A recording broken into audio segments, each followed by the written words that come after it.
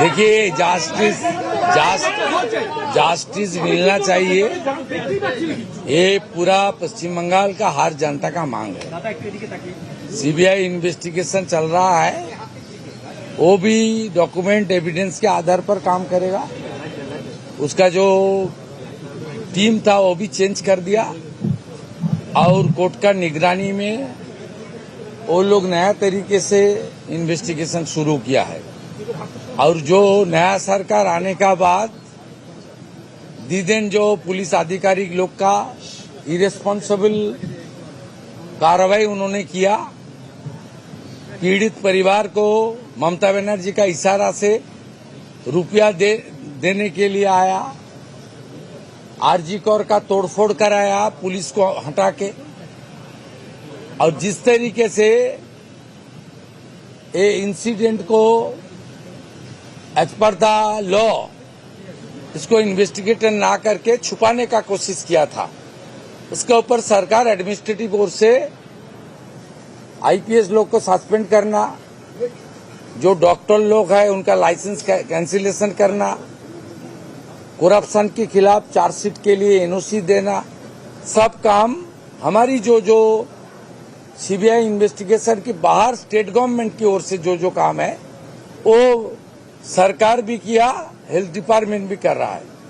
बाकी आने वाला दिन में हेल्थ मिनिस्टर है, जो रैकेट हमारी डॉक्टर बोन की इतना पेनफुल इंसिडेंट के लिए जिम्मेदार है, उसका खिलाफ भी हेल्थ डिपार्टमेंट कार्रवाई करेगा। आज मैं उनको स्मरण किया, यहाँ अभया का ट्रस्ट का उद्घाटन कुछ दिन पहले हुआ, उनका स्मृति को अक्षय अमर रखने के लिए रत्नादि का लीडरशिप में हम सब लोग एक साथ काम करेगी। और मैं पुलिस को डायरेक्शन दिया है, सीबीआई का इन्वेस्टिगेशन के दायरा के बाहर जो क्रिमेशन के लिए जो वो भी एक बड़ा स्कैम है, वो उसके ऊपर इन्वेस्टिगेशन करके जो लोग उस दिन सीसीटीवी के फुटेज में था, वहां का दीदेन एमएलए, काउंसिलर और जो आदमी, उसका खिलाफ कार्रवाई होना चाहिए। सीबीआई का पास जो 3-4 इशू में इन्वेस्टिगेशन कोर्ट दिया है, शायद ये बाहर है, इसको पुलिस कर सकता है, इसका डायरेक्शन भी मैं दिया हूँ।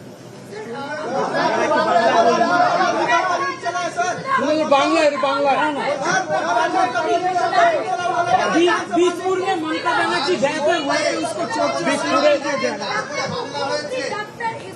ব্যক্তিগত ডাক্তার তাকে আপনি গ্রেফতারের দাবি জানিয়েছেন গোটা বিষয়টিতে, তৎকালীন মুখ্যমন্ত্রী যিনি ব্যক্তিগতভাবে চিকিৎসা করতেন, এই বিষয়টি নিয়ে কি বলবেন? না, যা আসবে দেখুন, যা আসবে ইনভেস্টিগেশনে যার নাম তাকেই করবে, পুলিশের যেটা কাজ করবে। আর সিবিআইর যে কাজ সিবিআইর করা উচিত, এটা নিয়ে অনেকের মধ্যেই প্রশ্ন আছে, ওনার পরিবারের মধ্যেও প্রশ্ন আছে। টিম চেঞ্জ হয়েছে, কোর্টও খুব কঠিনভাবে দেখছে। আমরা মনে করি যে অনেক জিনিসের বিচার সময় লেগেছে, কিন্তু বিচার পেয়েছে। যে হার না মানা লড়াই করছেন রত্না দেবী এবং শেখর বাবু, আমরা তার সাথে আছি।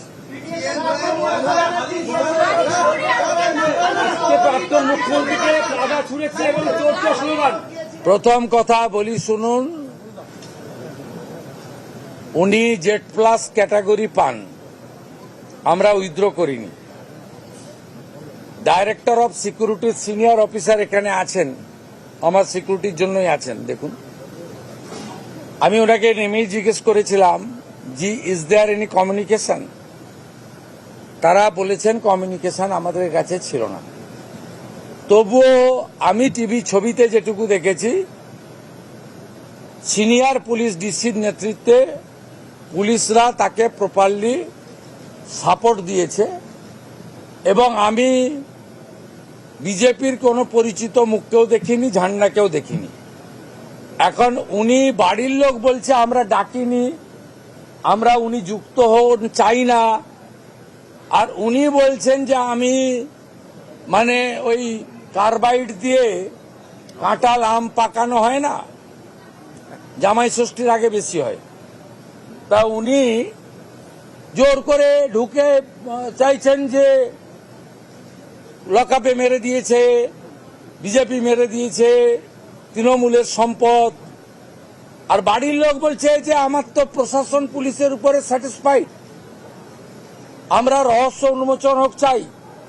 লকআপে ছিল সেই অবস্থায় পিটিয়ে মেরেছে না অসুস্থ, এর বিচার চাই। এবং লোকাল সরকার এবং পুলিশই আমাকে বিচার দিতে পারবে, মমতা ব্যানার্জি বিচার দিতে পারবে না, তার বাড়ির লোক বলছে। আর আপনি ওখানে ছুটির দিন একজন লয়ারকে সঙ্গে নিয়ে রাজনীতি করতে গেছেন পুলিশকে না জানিয়ে। পুলিশ তো এত বড় অ্যারেঞ্জমেন্ট করেছে দেখলাম, যেটা তো উনার পাওয়া, উনি এখন ওই ক্যাটাগরিতে পড়েন কিনা সন্দেহ আছে। কিন্তু আমাদের নির্দেশ আছে, প্রাক্তন মুখ্যমন্ত্রী 15 বছর ছিলেন, বয়সও হয়েছে, উনাকে যতটা সম্ভব পূর্ণ নিরাপত্তা এবং উনার সম্মান রাখা উচিত। সে কাজ পুলিশ করেছে, পুলিশ কিছু খারাপ কিছু করেনি। তো উনাকে বলবো, আপনাকে ওই বাড়ির লোক দরজা বন্ধ করে দিচ্ছে, আপনি বলছেন যে না আমি দরজা ভেঙে ঢুকবো। এই কাজগুলো করবেন না। আপনার কাছ থেকে যদি কেউ সাহায্য চায়, আপনার যদি কেউ হস্তক্ষেপ চায়, আপনি নিশ্চয়ই করুন। কিন্তু আপনি অহেতুক, এখন উন্নয়নের সময়, এই সময় আপনি দয়া করে কোনো জায়গায় গিয়ে এমন কিছু করবেন না যাতে স্বাভাবিক জনজীবন বিপর্যস্ত হয়। আর এত চুরি করেছেন, চোর তো শুনতেই হবে।